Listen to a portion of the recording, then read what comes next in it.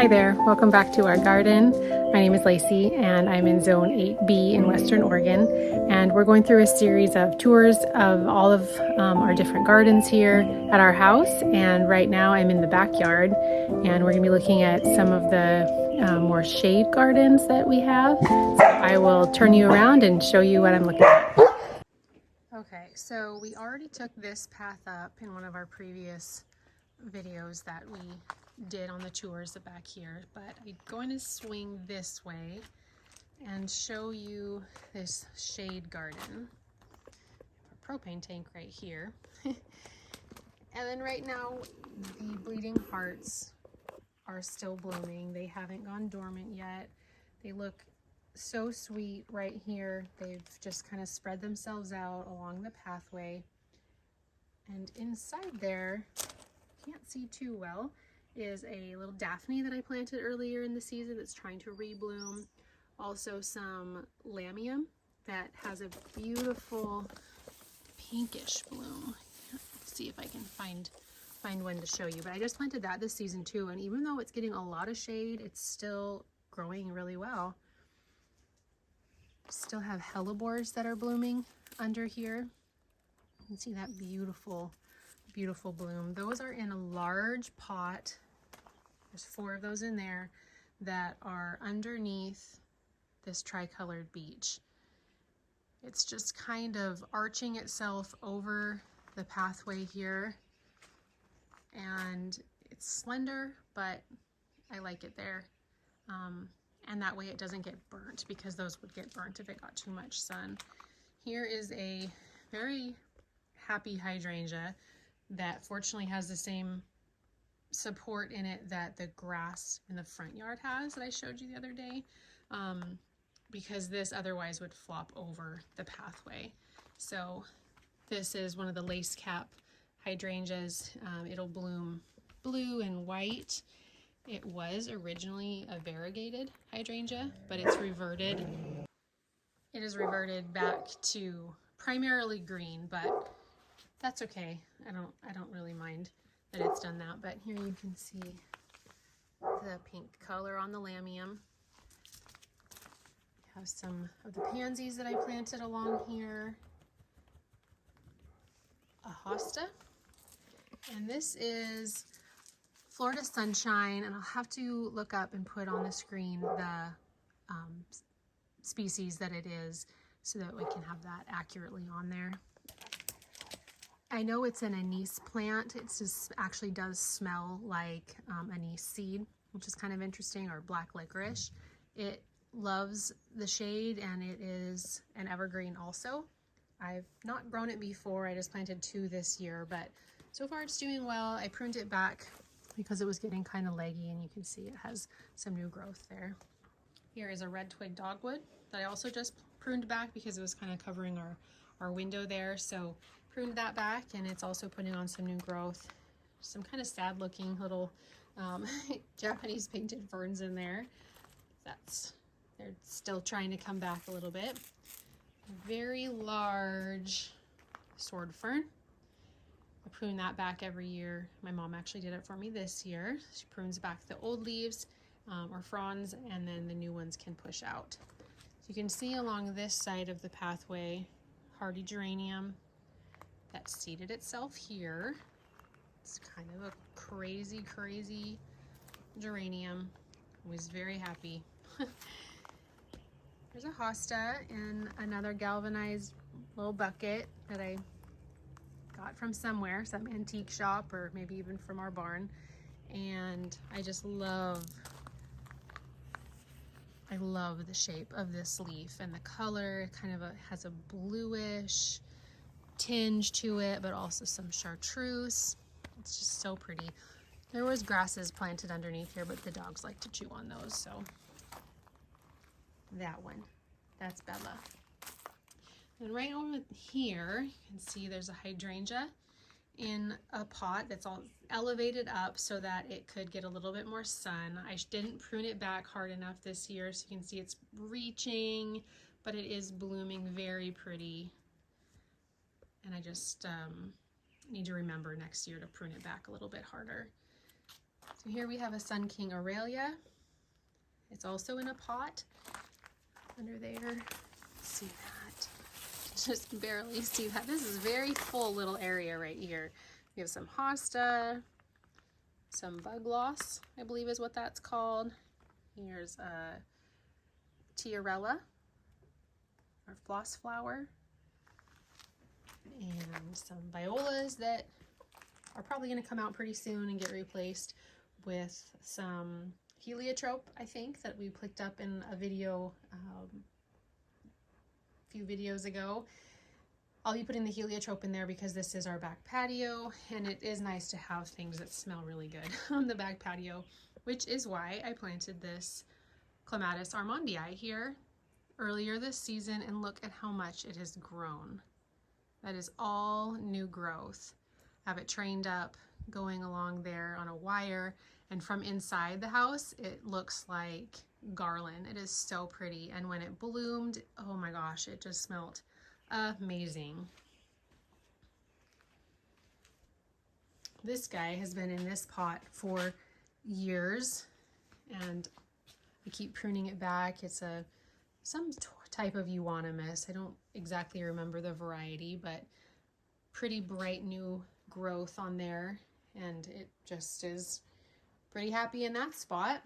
So you can see over here behind this Adirondack chair, there's another fern and some Brunnera. Would be a lot brighter if it did have some more light on it. And then a little fountain that my mother-in-law gave me. The hanging basket up here with actually some evergreens in it. I purchased it in a planter, all planted up pretty, and then I just transferred it into that hanging basket. And then on the back porch, I have some Kimberly ferns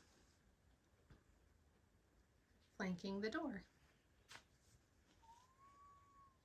And then as we come across our patio, here is another shade garden. This just gets a little bit of sun in the morning, not much at all.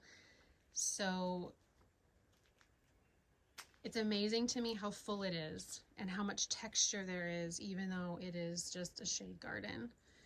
So this is my one and only flowering dogwood, and I love it. It's so sweet. It is a very small variety, but I still will probably have to prune it away from the house. I don't know, I should probably do it this year. You can see some hosta in there. I wish I remembered all their names, but I don't. Some more ferns. Sedum autumn joy right here on the corner. There's another hellebore that's still, again, it's still blooming. These are new blooms that it just has put out. And I love the combination of the hellebore with the heuchera and the Brunnera there.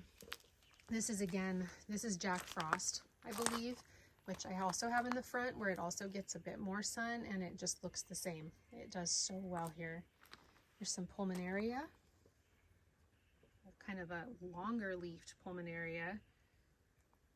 That puts out the pink and blue flowers early on in the season, and then it just pushes all these pretty interesting textured leaves. So you can see the Brunnera kind of swoops around here. And there's another floss flower, boxwood right there, and some heuchera, pale heuchera. The bright green that's trying to, the lime green that's trying to be happy there. There's some more pulmonaria, the bigger leaf variety. Here's another one of those Florida Sunshine. And then climbing up that trellis, which is doing incredibly well.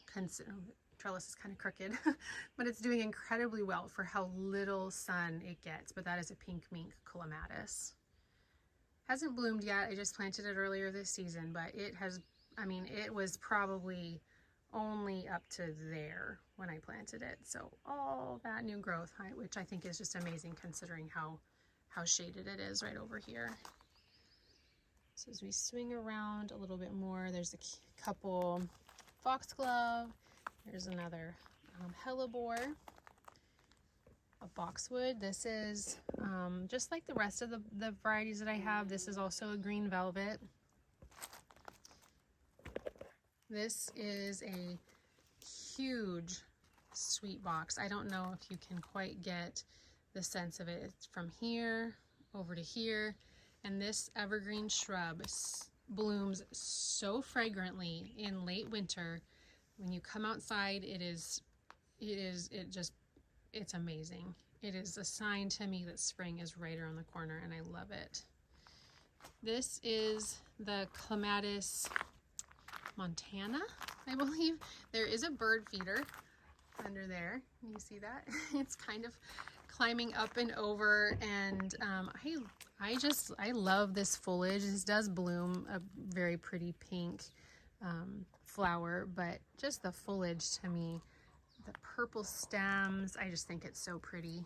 And I'm just kind of letting it go. It's going up into this privet tree that I have growing here in the back corner of this bed. It's just creeping up and over, and I don't mind that. Oh, I'm sure I'll have to prune it back at some point. But this is another euonymus. It was actually more in a cone shape when I purchased it. You can see it's getting a little wonky, and I should probably prune it up so I can keep it in that cone shape. But this guy, it just does not need hardly any water. I've been amazed at it. It's just done really well. There's a spirea that planted itself right on the edge, and it has some cushion spurge growing up in it. You see that? It's a mixture of two plants, and it's beautiful. This guy I pruned back to probably about 6 inches, and it is just full and blooming beautifully. See lots of foxglove that has seeded itself. There's some yellow loose strife in its full glory right there. It is very happy. There is some heaven sent Jacob's ladder here, but I've had to cut it back several times already this season because it gets powdery mildew so badly. It did bloom, it does have beautiful foliage, but I just don't know if I'm going to keep it there because of the issue with the powdery mildew. So as we come over here, this is another pot that has a boxwood in it that Pickett's standing right in front of. I have lots of cushion spurge. It's done blooming, has yellow flowers on the tops of it, and it's a really easy to grow plant. It obviously reseeds itself because I did not plant that there in the gravel, nor did I plant this fleabane or this rose campion that's here. And there's a hosta right underneath this large barberry. Again, this area gets a lot of shade, so it's still kind of amazing to me that it is this full over here. I have a peony back there that is very poorly planted. It does not get enough sun at all, but I have not found a place to move it yet. And this hosta, and you can see underneath here this privet that I pruned up. It's sort of a multi-trunked tree at this point. I like to think of this as a little secret garden back here. As you come back, there's this pot that has a very, very large sum and substance hosta. This is probably not a very good perspective of it, but you can kind of see out this way. Obviously a really good hiding place for the cats. I love this because this is, my bedroom window is right behind here. So it's nice and shaded, and I get to look out at this pretty quaint little view. This is another clematis that I planted earlier this season. It's climbing up this bird feeder, and it may not flower very well, but it has really grown. It has really put on new growth, and I'm happy with that. I don't even mind. Oh, well, there's Buggy. I don't even mind if it is just foliage because I think it's so pretty. So I'm going to come back out here, this little path.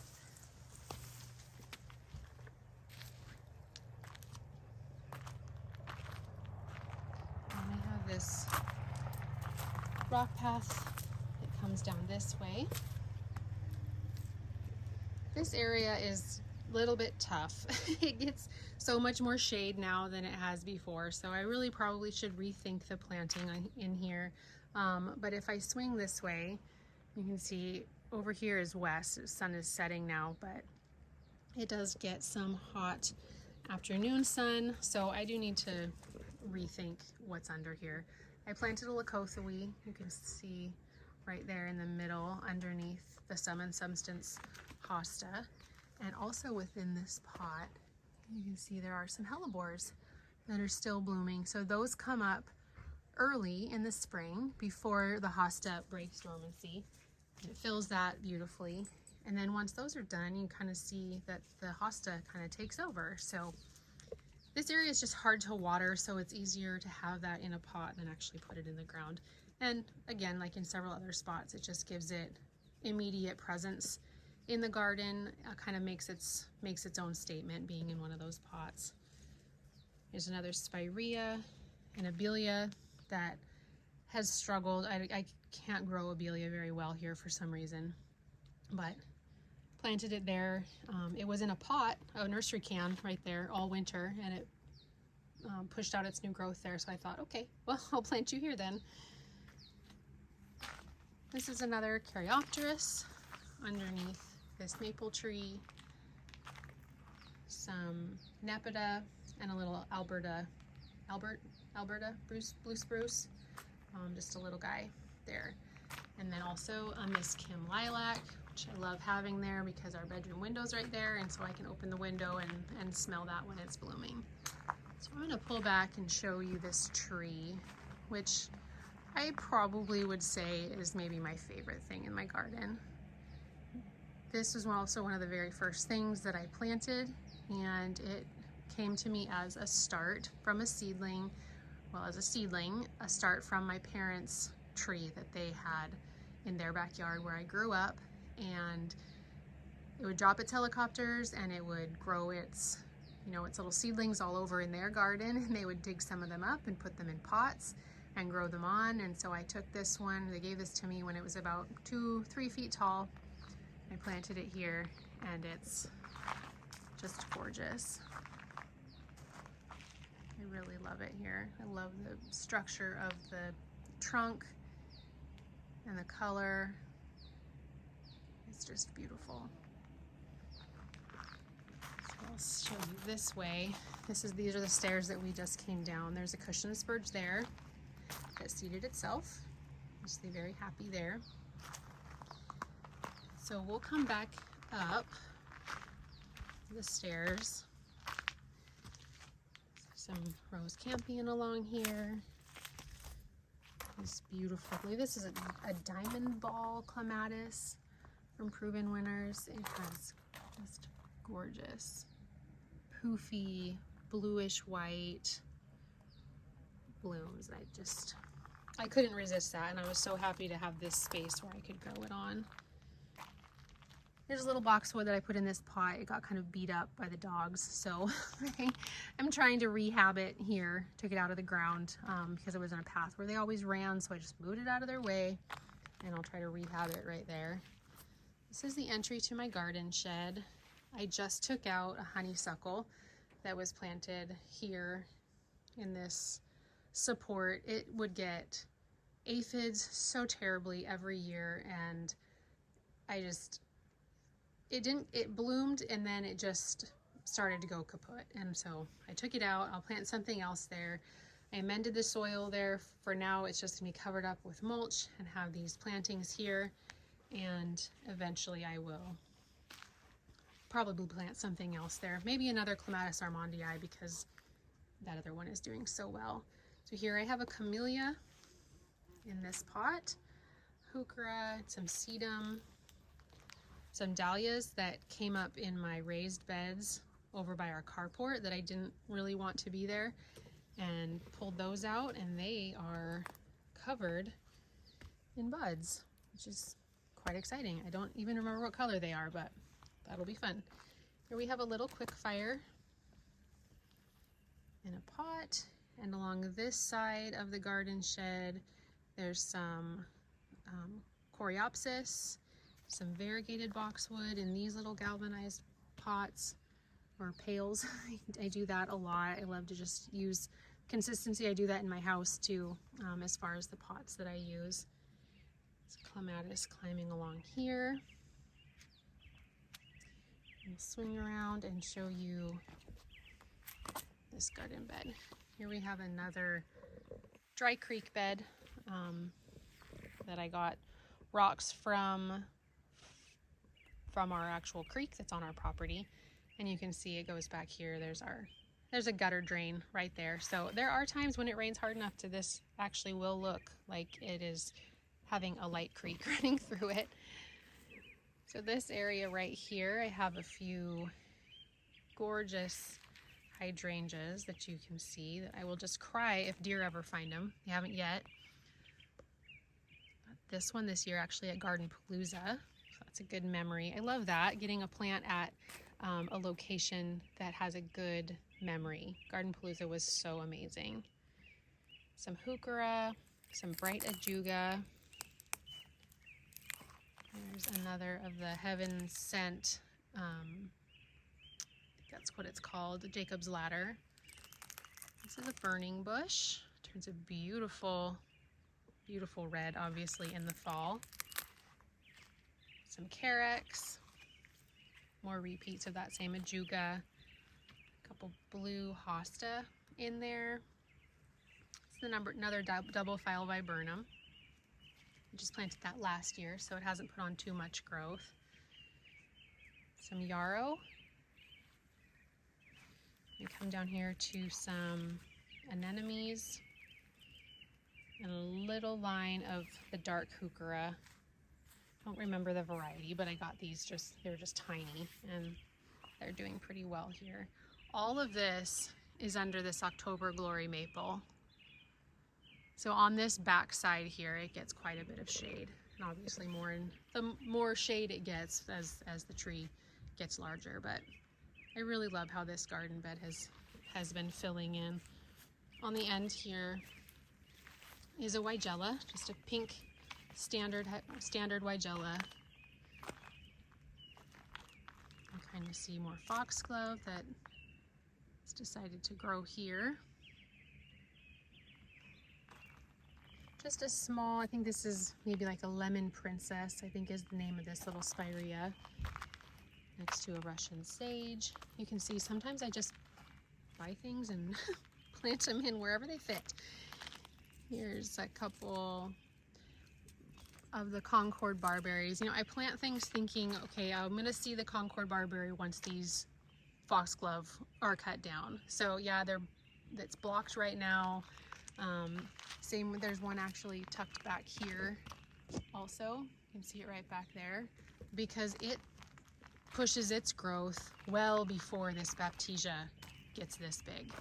It's 3 Baptisia here. It blooms beautiful bluish purple earlier in the spring, and underneath it is a few lemon coral sedum and a salvia, and then a big hedge of the Spanish lavender. There's 3 plants there. They are almost needing to be replaced. Once they get to have, well, they might last a little bit longer. I can prune it down fairly far to get the structure back a little bit, but once they start splaying open and so much woodiness in them, that's when I'll start to replace those, which is fine. It's to be expected. There's a drops of Jupiter oregano, and here, this is a Spanish lavender that I already pruned back. You can see this is kind of where we just started. This path goes over there across to the back lawn. This butterfly bush, I believe, is called a buzz raspberry. It wasn't labeled when I purchased it, but in looking at the blooms and looking at a couple other varieties that they had there at the nursery, I'm pretty sure that's what that one is. I have a few more of the Concord barberries wrapped around here. There's one back there. It's kind of dark, so you can't see it too very well, but again, those just stay nice and compact, and I love the color. There is, I think it's an amazing daisy from Proven Winners that needs water. This one is a new Nepeta, Chartreuse on the Loose, and it is a lighter color. I think it's actually supposed to be this chartreuse color, though the new growth is coming out a little bit more of the same color that Nepeta normally is, that blue-green. So we'll see what that one does. And around that is some pink salvia. This way, there's the Plumtastic, I think is what it is, the spirea there, the cushion spurge that planted itself, and another of the little quick fire hydrangeas. So you can see right here where we just came from.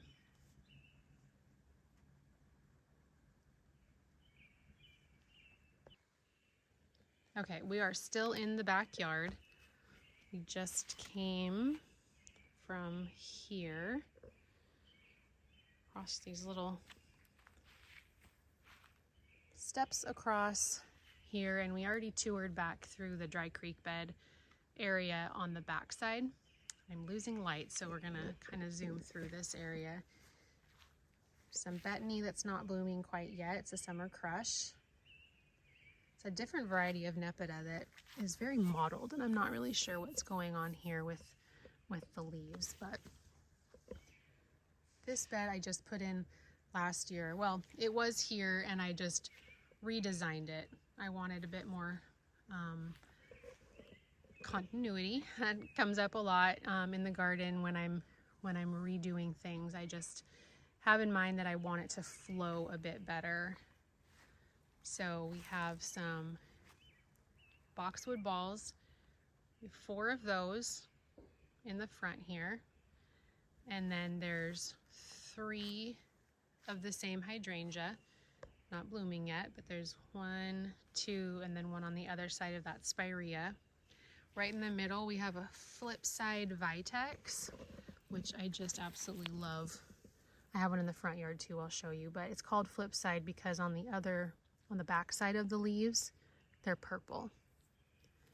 It's a very late plant, very late to push its new growth, to open up its leaves, but it's worth it to me. There's another summer crush betony. Also got that at Garden Palooza. There's an echinacea right there. I used to have 3 in here, but 2 of them didn't make it, so there's just that one. And there's these 3 sweet little sedums. I wish I could remember what they are. I'll put the name up on the screen if I can find it, but they just grow in these little domes. I had to put protection over them in the form of these little bird cages that I have, so that the dogs wouldn't smush them until they got big enough that they would obviously see them. So here's another one of the boxwoods, and right there, this unfortunately is a path that the dogs take. When they run across, they take this spot. So they've really smashed, you can't even hardly see it, but there's a very smashed barberry that matches the other ones that are down there.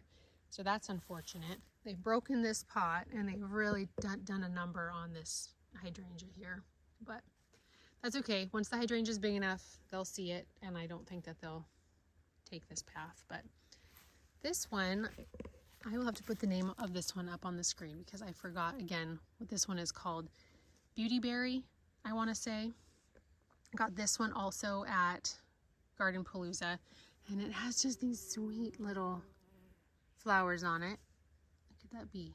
Just loving on that little bitty flower, just taking whatever it can get. And this color is just really unique, very striking with the stem color. This comes back around. There's another betony and some of the dark sedum that ties in with the dark barberries. And you can see we already toured over on that side where the cats are.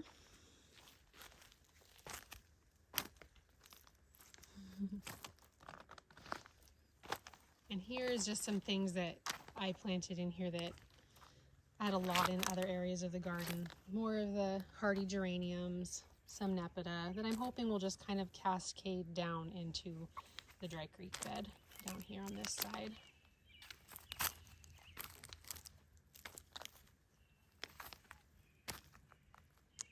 And this bed starts with a burning bush.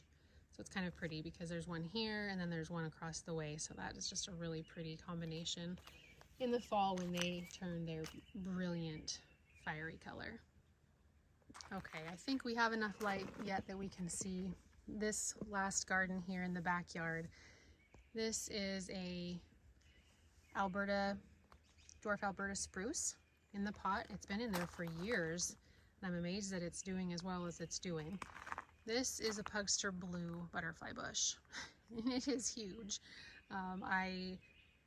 It's kind of in tree form, so I didn't cut it back as hard as I should have, but it's just really filling in this spot, really kind of smothering out the sedums that are on either side of it. But yeah, I'll have to look back on this video and remember how large that gets, and remember that for next year. So this is also a spot where the dogs like to run through. So I have a cover. This is the bird cage cover that I was talking about in the other garden behind this one that I have to cover plants that I want to protect. There's another Concord barberry. See, that color is just so gorgeous. So a few little grasses tucked in there. And you probably noticed that in a lot of my beds, I just have some rocks tucked in. I mean, this is very natural in our landscape around where we live, up through the trees. I mean, it's just how it is around here, just rocks kind of wherever. So I felt like it was a nice element to put into the gardens, just to have a little bit of free hardscape in my beds. So we have some pink Spanish lavender here along the edge of this bed. Some creeping thyme and some candy tuft that already bloomed. This is a double play doozy spirea by Proven Winners, and my goodness, look at all those blooms that it had. And it's still pushing new ones. Even the spent blooms, I don't really mind. I just think it's so beautiful. This bed is obviously planted in really tight. Really didn't measure things out very well when I made this bed, but I like the full look, so it doesn't really bother me. It's planted underneath a thundercloud plum. This blooms purple early on in the spring, and it pushes out these purpley leaves. And it casts some nice shade in the back grass, which the dogs really appreciate in the summer. And along the edge here, we have some more boxwood balls. With as busy as the garden is, with as, full of just plants, I like having some spots that are just the consistency of the green. So we have those boxwood balls continued on through the garden. And this is where that sad one came from that's in the pot over by my garden shed, because the dogs would run right through here. You can see their path, run right through there, break the pot, break the hydrangea, and I don't know what they think they're chasing, but it's a path they always take, which is also why the grass is kind of dead right there. But anyways, I just took it out, and that's just fine. Here on the back patio, I have a little blueberry plant, which is loaded. I actually got this really early in the spring because the color of the leaves was so gorgeous. And then now it's producing so many blueberries, which is really exciting. We have another one right there. It's just a simple back patio with a few little boxwood topiaries to kind of complement the Franklin's gem boxwoods that are in the cedar planter boxes that my husband made. All right, you guys, thank you for hanging out with me again for this garden tour. I hope you enjoyed it. We've made our way through the entire backyard, and I still have a bit to show you in the front yard. So I will see you in the next one. Bye.